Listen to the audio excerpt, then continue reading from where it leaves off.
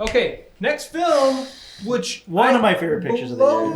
Why is it It's not being talked about? Do you think it's because it got a best film at the Golden Globes? Well, I haven't heard much of it, and I think it's because everybody's just used to Steven Spielberg. Listen, this was my behind Babylon. This was my most anticipated film of the year.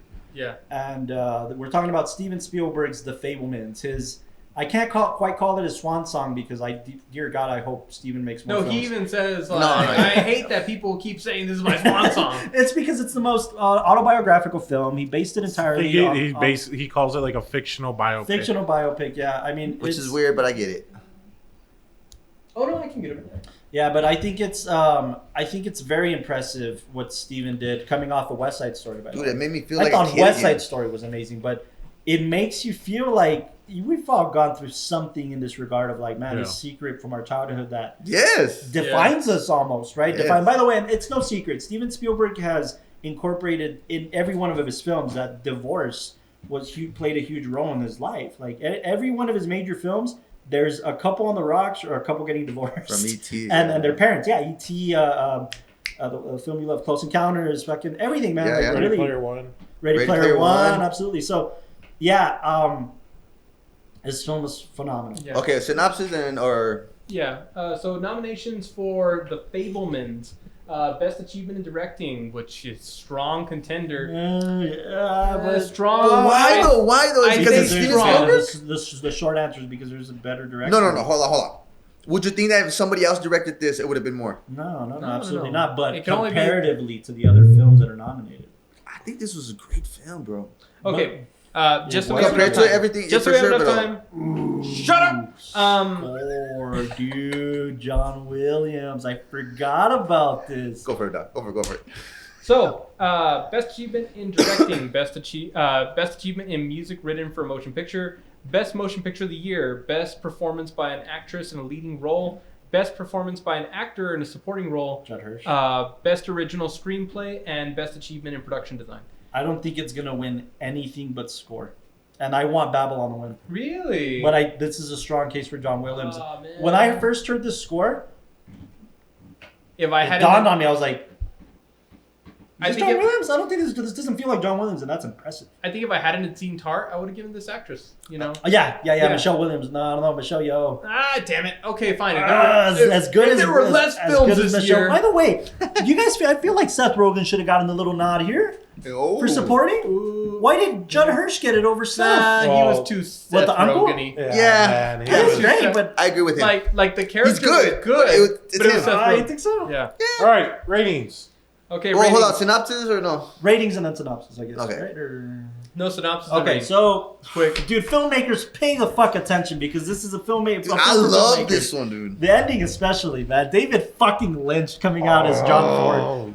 Pay attention to this. This is a young Sammy, roughly based on Steven Spielberg, who falls in love with filmmaking at a young age through trains. Really, yeah, filming trains really turned him on to. What was the movie that he watched? The Greatest Show on Earth. It was The Greatest Show on Earth. That's the film name of the film. That's the one where they're rubbing the... Yeah, it's called The Greatest Show on Earth. Oh, okay. And a real film, and it's I've seen it. I just didn't... It's called The Greatest Show on Earth. First film he watched in theaters. First film he watched in theaters, and this was Spielberg too, by the way. Like, I thought it was a Great Train Robbery for some reason, but I know that's older. That's the one before that.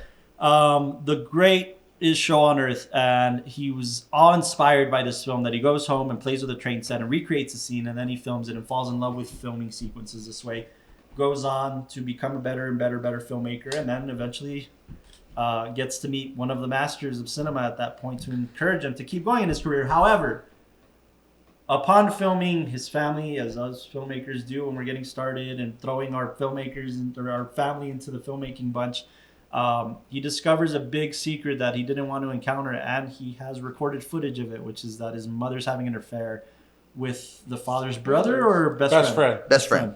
Or they call him uncle, but... Right, that's why I thought... He's not your uncle! He's not your uncle! The lead. Well, there's 3 iterations of Sammy. Yeah. But Paul fucking Dano as the dad, dude, jeez Louise, man. I already loved Paul Dano, man. And Riddler, dude, god dang. You feel for him so much. You empathize with the hell out of this character. Michelle Williams is always amazing. No surprise there, but... This was special. What's really cool about this film too is that Steven Spielberg enlisted his sisters and gave them complete creative control and said, "No decision. It has to go run by my sisters. Really? And if they say no, it's no." Just to hold the authenticity. I mean, the set design. Yeah. When he walked in, there's a behind the scenes of this too. Like when he walked into the production design for the first time, he cried. It was his childhood home, and like this was his most intimate film. Co-written by Tony Kushner, the great Tony Kushner, which has been Steven's collaborator since Schindler's List, I think. Maybe before that. But he did Schindler's List, he did Angels in America, he did West Side Story, and you know, the Fabelmans. He's done a bunch of shit. But beautiful script, and they've been imagining this for years. And it wasn't until the pandemic. If the pandemic hadn't happened, the Fabelmans wouldn't have happened. Because that's when Spielberg was finally forced to sit down and write the script with Tony Kushner. It was Tony Kushner's doing of like, you need to fucking write this story, because they would tell each other stories about this. So ratings for this terrific picture. 9.3. 9.3. Dude, it had everything. Everywhere? Not all at once. I'd give it a 9.5, man. I love this picture. It's a terrific picture. I give it comparatively, it's Comparatively, it's not a weak film. It's just that's why I'm putting it next to. I forgot what else I rated. No. 9.3. You guys can't rate it against the 10. Just overall, I guess. No, the reason we're rating it against the 10 It's is because because this the episode rating. was I know, but that just come on, dude. That's a good film. I know it's like a a film compared to other ones. I'm rating it a 9.3 compared to everything I've seen. Listen, you know, not like, just, Okay. And look, listen, a 9.5 for me, and usually I'd say like, and I have been saying this, like, especially this was one of the early films. It came out very early in the race. That's why I think it's not getting a lot of attention. That's primarily why, but it got a theater run. It did good. I mean, it did I just great. think it gets Steven Spielberg. Bombed, actually, right? It bombed. 35 million against the 40 million budget. Yeah. Oh, really? And what it is, it's streaming on HBO, maybe. It's a Warner film. I Right? bought it, dude. I liked it. I think it's a Warner picture. Yeah, it has to be a Warner Universal. picture. Universal. Oh, of course. It's Spielberg. I thought he did Warner's. I'm sorry. I'm waiting Anyway, for the Steelbook to buy it. me too. I kept saying to everybody like, "Oh, they made this film for me," because again, filmmaker goes into if you're a filmmaker, it hits. It hits so hard. Yeah. Costa rating. Dude, I'll give it a 9.825. Wonderful. Wow. Austin, rating. Jesus. No, we're time. Just on a personal level, the way it affected me, I give it like a 10. Yeah, dude. For Okay. sure. This guy knows. Yeah, you love the Fabelmans. It's Up good. until I saw Banshees, it was my favorite. 5? You didn't watch it. What? This is lower on the didn't watch rating. A good note for people who haven't watched this film. What about the poster? Poster? That's one of my favorite posters, man. I want this poster. Yeah, you in want my to see the room. poster real quick? Is it like the film? Yeah. Walking down the- This is Honestly, your tattoo in a nutshell. Cheesy? What? too cheap. That's too cheesy now, I give dude. it a Because it's 7. Steven Spielberg. Okay. I think that's where it's getting a bad rap. Anyways, Cinematography, I think it's great, but it also does Is like, it genres? huh? Is it Yeah. genres?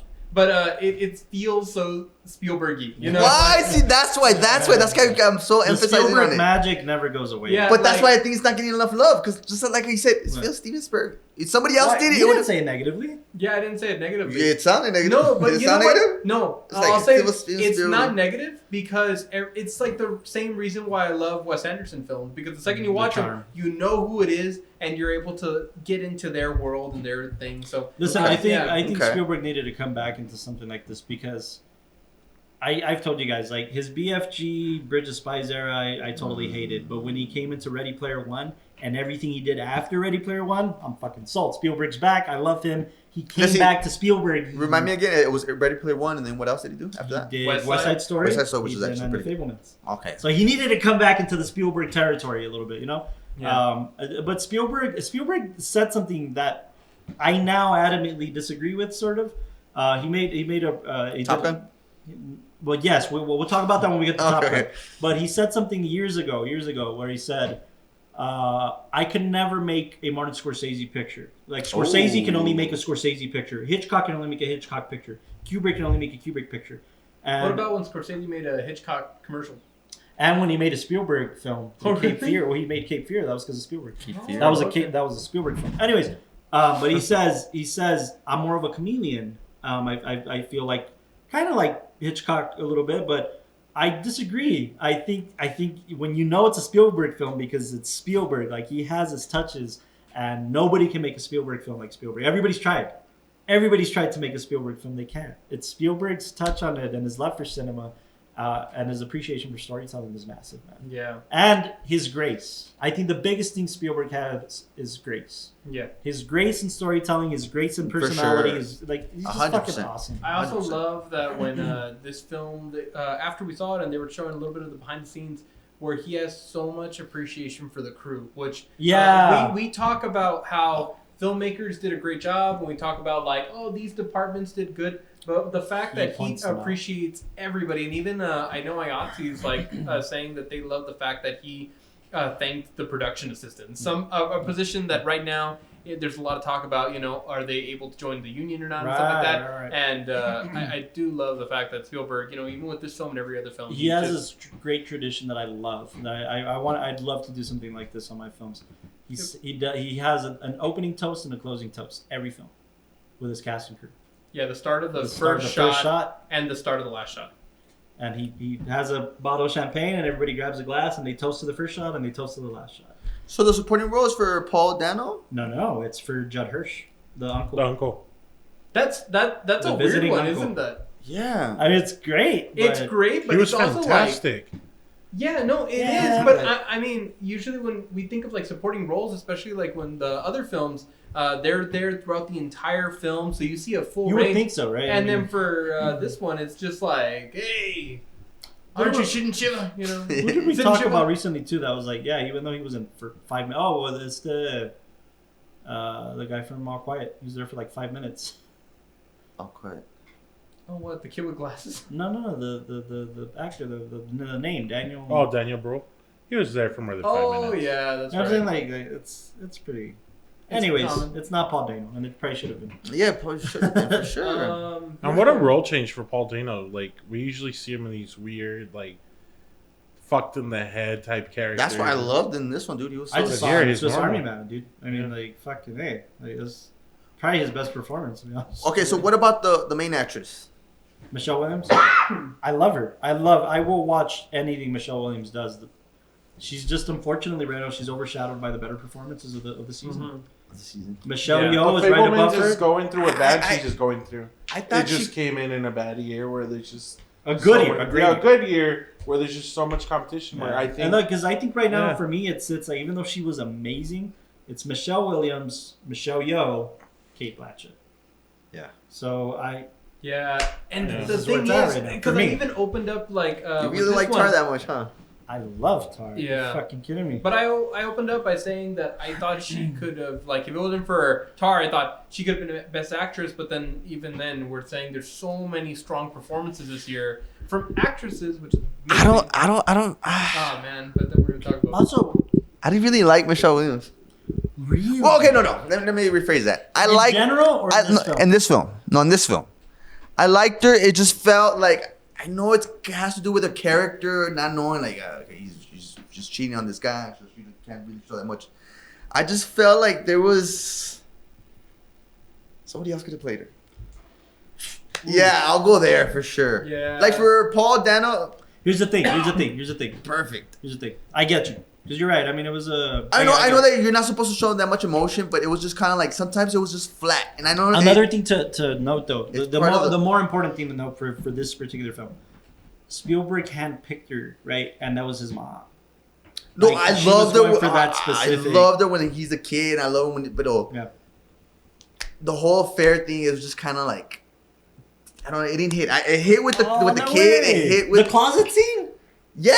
Oh, come on! That's her Oscar scene, I think, or maybe when they get out in the car in the field when they're driving to I the new just want city. the one where she slaps the kid on the back. That's my favorite. No, I love those scenes. Wasn't that the what scene was that? Now, I know I remember That's that the one moment when where- he's studying for his swimming exam. That's right. And then like she slaps him on the back and No, that's she when makes- he shows her. Yeah. Yeah, she makes a joke after cooking breakfast, and then he's like, "Why are you joking around at the time? Like, you're always joking." He's like, "Oh, damn it! Like, respect me." And then, how about that? I think joke. By the way, I love You're her joking? story how she got casted for this. Like, What's the story? well, like I don't remember how you were saying Spielberg handpicked her, and Spielberg reached out to her, and they were on a Zoom call because it was still during COVID. and she said that it took her about like half an hour to realize what Spielberg was asking her to do. That's And when she realized it, she just started crying. Like, and she didn't believe that she could pull out being his mom. I'm saying she was good. Now I feel bad in case Steven No, Spielberg. but you're. I mean, you have Yeah, every no, right and to then be the- like. It's because the thing is, I too, love the like, relationship You just- love. You're weird, Castro. You love subtleties in certain areas, and then you love when an actor goes over the top in certain areas. So, Yeah, like, that's what I'm noticing. That's why, like, I know she's not supposed to be over the top on this one, but it was just kind of like you felt like it was something flat missing. when it was like with the guy and the guy she's cheating on. And it might have. Oh, you know what? Not I flat felt, when- no. I felt a little bit of that, like the romance aspect. Exactly. No. There was flirtation. No, but, for sure, like sure. the forest, Yeah. the forest stuff. Scene obviously Oh, was yeah, great, yeah. but yeah, But yeah, yeah.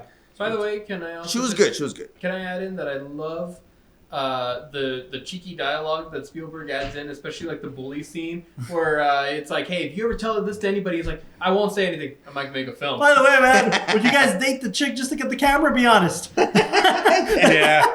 Yeah. Well, the you know, religious shit, the religious thing, that hits When home. I- I'll just say that. I showed this film to my family, and they thought it was so relatable when she brings up like, "Oh yeah, my dad has an RE Flex," and he's like, "Oh really? Because I can run about this much." And then he's like, "Oh, and then yeah, we get the animation." And Yeah. like I don't know. As filmmakers, that's what we go through. We go through a little like No, like, technical he's- You know, I With think that's why chick, I just- love this film so much. Was the whole filmmaking. Yeah, naturally. Oh yeah. Yeah. I think all of us here have gone through that with our parents on some scale. And I think of that's life. why for sure. it's Yeah. got Especially with Dano's character, right? Yeah. By the way, that apartment scene. He should have gotten nominated. Yeah. Like when he's in his own apartment. That last when he gets the letter from David. By the Yeah. way, David I Lynch. also love the cinematography and that shot that you're talking about specifically, where he's just there At and the they table, have, the kitchen yeah, they're filming that corner of the roof, and Yeah. it's so Oh, confined yeah. and boxed in. Yeah, yeah. and By all the that way, kind did of you stuff. catch that? That's a callback. Like when he's looking at the picture. What do you mean? When Spielberg, like as a kid, is talking to Judd Hirsch in the room and is showing him the storyboards, Oh, and he's like, and we're gonna have a low angle on him, and we don't know what he's looking at, but we can tell. that's interesting. I didn't realize that. No, I Wow. remember you told me that, Yeah. and that I didn't realize it. it's That's just- great. that's good. Yeah, wonderful little book. Spielberg's gonna Spielberg all Oh, over also, Do me a favor. What do you see in that picture? the place. The horizon. The horizon. What is it? The horizon's in the middle. Oh, it's yeah. interesting. The horizon. No. if it's like if the horizon's at the bottom, it's interesting. If it's at the top, it's interesting. It's And if in it's in the the middle, it's boring. Boring. as shit. Yeah. And then just the little thing at the end, like when he's walking out of the lot, the camera, like Oh. even like When he like, yeah. yeah. That's great. Yeah. It's such a Spielberg moment. Yeah, it's just yeah. a little kind of borderline Disney-esque, right? Like Yeah, just bro. No, but sprinkle it along it's at the great. end. And I mean, great. if you're paying attention, then yeah, it's wonderful. Go watch the Fabelmans. I don't know where it's streaming. Absolutely. I don't know if it's streaming. Yeah, but, Universal, it's on Peacock. You're gonna be on Yeah. Peacock, I would assume. especially if you're listening to our podcast, you probably love filmmaking in Yeah. general. So yeah, you're gonna love the Fabelmans. There's a lot to talk about. Oh sure. yeah.